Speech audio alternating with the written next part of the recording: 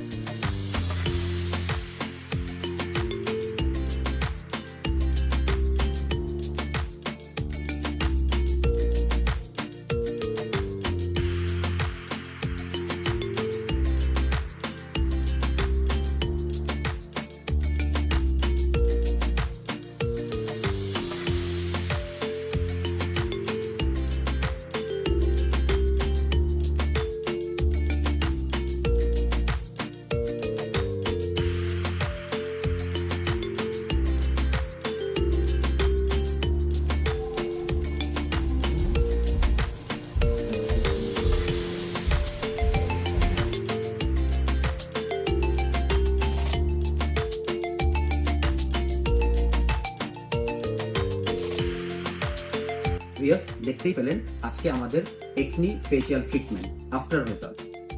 আপনাদের জন্য আমার সাজেশন হলো, এই ধরনের ট্রিটমেন্ট নেওয়ার আগে অবশ্যই কোনো ভালো কনসালটেন্টের সাথে কাউন্সিলিং করে দেন আপনারা এই ট্রিটমেন্টটা নেবেন।